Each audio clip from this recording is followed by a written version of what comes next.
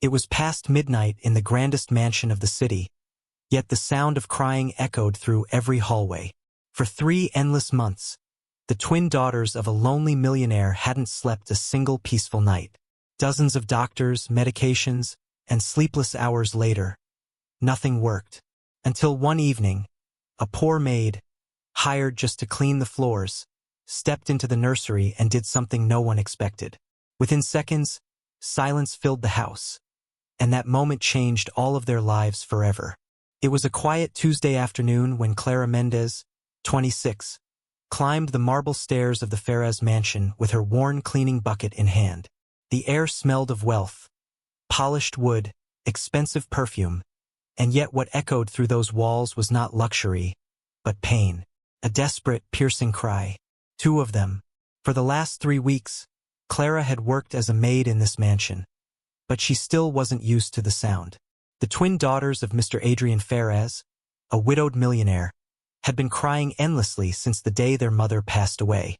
3 months old, tiny and beautiful, but haunted by sleeplessness no doctor could explain. Every afternoon, the same routine repeated itself. The house filled with tension, nurses rushed through corridors, and Mr. Ferraz's voice broke with exhaustion. "Please, just make them stop," he would whisper, his once sharp eyes now heavy with dark circles. From the top of the stairs, Clara watched him pacing near the nursery door, a man who owned everything but peace. His suit wrinkled, his tie loosened, his hands trembling as he held the phone. "Doctor, it's Adrian again. Please, there must be something else we can try. They've been crying for hours. I can't take it anymore." The doctor's answer must not have been comforting, because Adrian pressed a hand against the wall and closed his eyes. For a moment, he didn't look like a millionaire. He looked like a father completely lost. Clara swallowed hard, remembering her own baby, the one she lost last year before it could ever take its first breath. That same helplessness now stood before her, echoing in those cries. She wanted to help, but who was she? Just the maid, paid to stay invisible. When Adrian carried the twins to the hospital once again that evening, the house finally fell silent. Clara should have felt relieved. Instead, she felt something else, a strange pull toward the nursery. She hesitated at the door, her heart pounding. Inside, 2 tiny cribs stood side by side, still warm from the babies who'd just been taken away.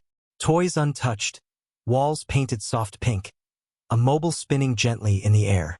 Clara stepped closer, running her fingers along the edge of a blanket embroidered with little stars. "Poor angels," she whispered.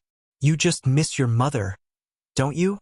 Little did she know, by the time those babies came back home, fate would make her cross a line she was never meant to, and nothing in that mansion would ever be the same again. The next morning, the mansion was filled with restless footsteps again. Mr. Ferraz had returned from the hospital at dawn. Eyes hollow, voice trembling, hands still shaking. The doctors had said the same thing they always said: the twins are perfectly healthy. But then, why couldn't they sleep? Clara kept cleaning quietly, trying not to draw attention. The rule was clear. No one but the doctor and the father entered the nursery. Still, every cry stabbed her heart. The twins, Amelia and Anna, wailed endlessly, as if begging for something beyond medicine's reach. By noon, Adrian was pacing again, whispering to himself like a man losing his sanity. "I can't do this anymore. I can't." He rubbed his forehead, staring at the closed nursery door. If Maria were here, she'd know what to do. Clara froze. She'd heard that name before, Maria, his late wife, the woman whose death left 2 babies motherless, and a man hollow inside. The nurses whispered that he hadn't smiled since the funeral. That evening, the storm outside matched the chaos inside. Thunder roared, lightning flashed through the tall windows, and the twins' cries grew even louder. Adrian tried everything, lullabies, bottles, rocking chairs, but nothing worked. Finally, defeated, he whispered to the nurse, "Go home. I'll stay with them tonight." Hours later, long after midnight, Clara was mopping the corridor when she heard something break. A glass, maybe, followed by a faint groan. Her heart skipped. She hesitated for a second, then followed the sound. At the end of the hall, she found the nursery door half open. Inside, Adrian sat on the floor, back against the crib, both babies in his arms, crying, trembling, exhausted. He looked up, eyes red. "They won't stop," he murmured. "No one can make them stop." Clara's instincts screamed at her to leave. It wasn't her place. But the sight of that broken man, clutching his daughters in desperation, made something inside her move. "Mr. Ferez," she said softly, "may I try?" He blinked, too tired to argue. "Try what?" "I don't know," she whispered honestly. "Just let me hold them." He hesitated for a long second, then gently handed her one of the twins. The moment Clara's arms wrapped around the baby, a miracle happened. The crying stopped. Instantly, the room fell silent. The thunder outside quieted, as if the storm itself was holding its breath. Amelia's tiny eyelids fluttered, her breathing slowed, and within seconds, she was asleep. Adrian's mouth fell open. "What? How did you do that?" Clara shook her head, tears in her eyes. "I didn't do anything. She just needed to be held." Then, as if sensing her sister's calm, little Anna also stopped crying. The house, which hadn't known peace in months, was suddenly filled with the sound of soft, steady breathing. For a long time, neither of them spoke. The millionaire and the maid stood side by side, watching the miracle unfold. And in that fragile silence, something invisible connected them. Grief, love, and the faint spark of hope neither thought they'd feel again. But neither of them knew that someone else had seen everything from the doorway, and that moment of peace was about to become the start of a storm much darker than the one outside. The next morning, sunlight spilled through the tall windows of the mansion, soft, golden, and unfamiliar. For the first time in months, the house was silent. No cries, no screams, no desperate footsteps, just peace.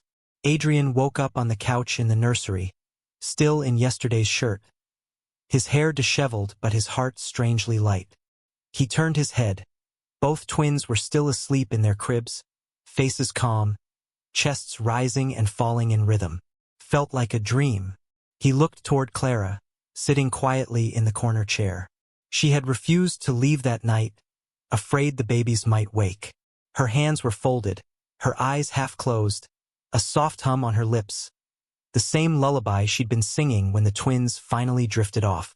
"Clara," Adrian's voice cracked, still hoarse. "They slept all night." Clara smiled faintly. "I know, sir. I don't understand. The doctors, the nurses, no one could do it. What did you do?" "Nothing special," she said gently. "Sometimes babies don't need medicine, Mr. Ferez. They just need to feel safe." He wanted to thank her, to say something meaningful, but words failed him. For the first time in 3 months, he wasn't a man drowning in helplessness. He was a father again. Downstairs, the mansion staff whispered among themselves. "Did you hear? The maid made the twins sleep. That's impossible. The doctor's not going to like this." And indeed, by noon, Dr. Helena Duarte, the family pediatrician, arrived, perfectly dressed as always, hair tied neatly, heels clicking across the marble floor. She'd been treating the twins since birth, and she wasn't used to surprises. "Mr. Ferez," she greeted, her tone brisk. "I heard there was some improvement?" Adrian nodded, smiling for the first time in weeks. "Improvement? Doctor, they slept through the night. Clara did something miraculous." Helena's expression froze. "Clara? The maid," Adrian explained. "She just held them, and they stopped crying. You should have seen it." The doctor's eyes darkened, her jaw tightening. "Mr. Ferez, with all due respect, infants are delicate. You can't allow untrained staff to handle them unsupervised. There could be hygiene issues, infections." "But they're fine," Adrian interrupted. "Better than ever." Helena's lips pressed into a polite smile. "Yes, but we must be cautious. Sometimes, quick improvements can hide complications." She turned to Clara, her voice cold behind the mask of professionalism. Miss Mendez, you're here to clean, correct? Yes, doctor, Clara answered softly. Then please limit yourself to your duties. I'm responsible for the children's health. Understood. Clara nodded, biting her lip. Understood. Helena left the nursery, but her sharp eyes lingered a moment too long on Clara. Eyes that didn't trust, eyes that measured. That evening, as Clara dusted the hall, she overheard voices behind the study door. Don't you see, doctor? Adrian was saying. It worked. For once, they're at peace. And Helena's voice, colder now, sharper. Mr. Ferraz, emotions can cloud judgment. These babies have complex issues. If we stop their medication, we could cause serious harm. Do you want that on your conscience? Medication? Clara thought. She hadn't seen him give them anything since yesterday. I just want them to rest, Adrian said quietly. They will, but you must let me handle it. Keep the maid away from the children. Clara's chest tightened. Keep her away? After what happened last night? She stepped back silently, her mind racing. Why would the doctor be upset about something good? Why did her voice sound more threatened than concerned? Later that night, when everyone was asleep, Clara crept toward the nursery to check on the twins. They were resting peacefully, soft breaths filling the room. She adjusted their blankets gently, and that's when she noticed it. A small bottle on the nightstand. Transparent liquid. Label peeled off. Her instincts screamed something wasn't right. The next morning, Helena returned earlier than usual. She looked tired or maybe angry, and carried her usual medical bag. Clara tried to greet her, but Helena brushed past without a word and went straight to the nursery. Minutes later, Clara peeked through the door. The doctor was pouring something into the twins' milk bottles. Her movements quick, secretive. Clara's heart pounded. What is she doing? She whispered. Then Helena turned, as if sensing eyes on her, and shut the door sharply. That evening, the cries started again. Louder than ever. The babies who had slept like angels were screaming as if in pain. Adrian ran up the stairs, panic returning to his face. What's happening? He shouted. Helena rushed in behind him. Their bodies are reacting, it's normal. I told you not to interfere with their treatment. But deep inside, Clara knew. This wasn't normal. Not at all. Because she'd seen those bottles. She'd seen the doctor pour something inside. And when the truth finally came out, it wouldn't just destroy trust.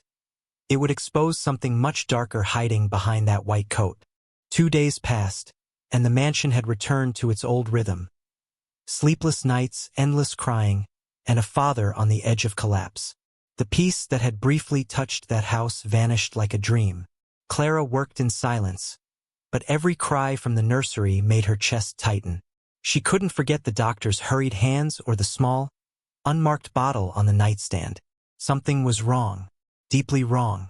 On Thursday morning, while dusting the hallway, Clara saw Helena leaving the nursery with her medical bag clutched close to her chest. Her face was pale, but her lips curved in a satisfied smile. The twins had finally stopped crying again.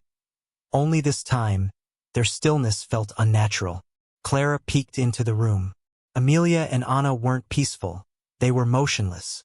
Their tiny hands twitched now and then, their eyes half open but unfocused. Doctor, Clara said quietly, stepping closer. They don't look okay. Helena didn't turn around. They're sedated. It's necessary. Sedated? They're babies.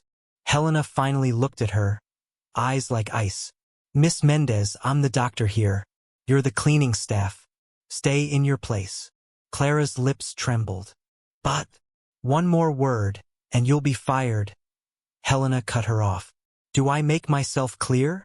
Clara lowered her gaze. Yes, doctor. But inside, fear was quickly turning into suspicion. That night, as thunder rolled across the city again, Clara couldn't sleep. Her mind replayed the doctor's movements. The hidden bottle, the quick hands, the sudden calm. It wasn't medicine bringing peace to those babies. It was something else. At dawn, she decided to prove it. When Helena arrived the next morning, Clara watched her from the corner of the hall. The doctor entered the nursery, closed the door, and stayed inside for almost 20 minutes. When she finally left, her medical bag looked lighter.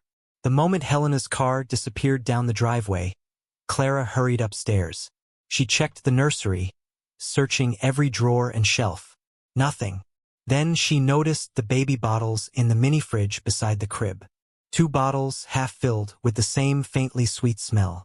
Her hands trembled as she lifted one closer to her nose. It wasn't milk, not only milk. There was a faint chemical scent beneath it. She'd cleaned houses for years and recognized that smell instantly. Alcohol mixed with something bitter, something synthetic. She placed the bottle down, her pulse racing. "She's drugging them," she whispered. "Oh my God! She's drugging them." A floorboard creaked behind her. Clara spun around and froze. Helena stood in the doorway, arms crossed, eyes burning with fury. "What do you think you're doing?" she asked coldly. I was just cleaning. Don't lie to me." Helena's voice sliced through the air. "You've been spying on me for days. You think you can accuse me of something?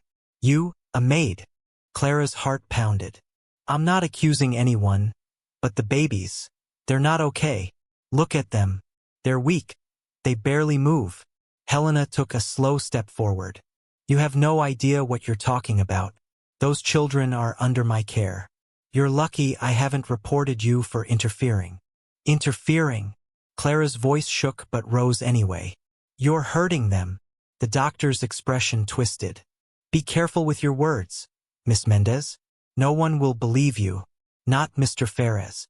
Not the police. Not anyone. You're a poor maid with no education and no proof."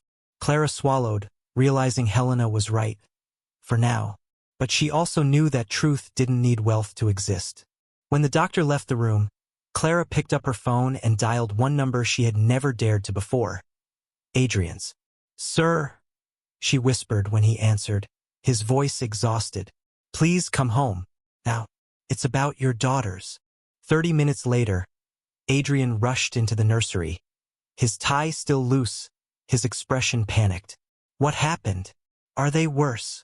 Clara pointed at the bottles. "Sir, please, smell them."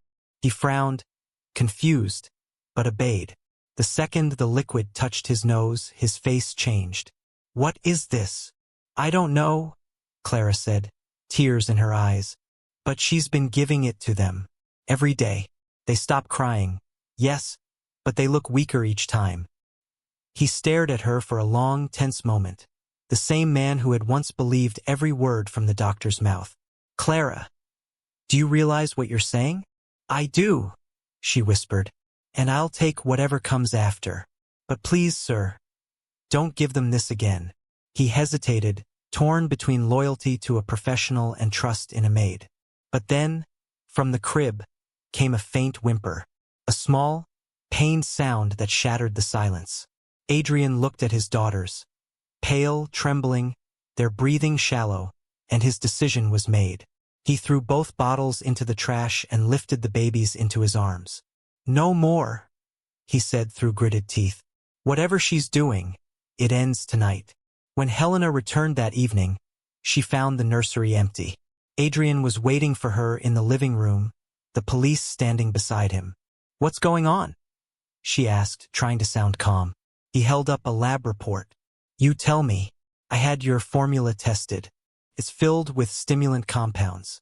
You've been poisoning my children." For a moment, Helena's mask broke. I was just trying to help." "Help?" Adrian's voice shook with rage. "You almost killed them." The officer stepped forward, but she didn't resist. She simply stared at him, tears falling, voice trembling. "I did it for you, Adrian. I wanted you to need me." Her words hung in the air like poison. As she was led away, Clara stood by the staircase, holding the twins in her arms. They were quiet now, breathing softly against her chest. Safe, finally. Adrian turned to her, guilt flooding his face. "I should have believed you." Clara shook her head. "Just believe in them now, sir. That's all that matters." And as the police car disappeared down the dark driveway, the mansion that once echoed with cries finally fell into true silence. Not the silence of fear, but of peace finally restored. 2 weeks later, the Ferraz mansion looked and felt like a completely different place. Gone were the endless cries, the sleepless nights, the smell of medication. Now the air carried laughter, soft, pure, the kind only babies could make. Clara walked into the nursery with a basket of clean blankets. Both twins were lying in their cribs, wide awake, their tiny hands reaching toward her. As soon as they saw her, they smiled. Not the restless, crying faces from before, but warm, bright smiles that melted every piece of her heart. Adrian appeared at the door, dressed casually for once, without the weight of exhaustion in his eyes. "They don't sleep unless they hear your voice," he said with a soft laugh. Clara smiled, gently picking up one of the girls. "That's because they feel safe now." For a moment, silence filled the room. A peaceful kind of silence, full of gratitude and second chances. Adrian's gaze lingered on her, not as an employer looking at a maid, but as a man who had finally opened his eyes. "Clara, I owe you more than I can ever repay." She shook her head. "You don't owe me anything, sir. You believed me when it mattered most." He smiled faintly. "You know, for the first time in months, I actually hear it." "Hear what?" "The sound of peace." Outside, sunlight streamed through the tall windows, painting the room in gold. The same house that had once been a prison of sorrow now felt like a home again. As Clara rocked the twins, she whispered softly, "You're safe now, my little angels. No more pain. No more fear." Adrian watched, emotion tightening his throat. "I used to think money could fix anything," he said quietly. "But it wasn't doctors or medicine that saved my daughters. It was kindness." Clara looked up, smiling through tears. "Sometimes, love is the only medicine a soul needs." And in that moment, as the twins drifted peacefully to sleep, Adrian realized she was right. No wealth, no mansion, no science could ever match the healing power of a gentle heart. For the first time in a long, long while, the Ferraz mansion slept. Not in sorrow, not in silence, but in peace.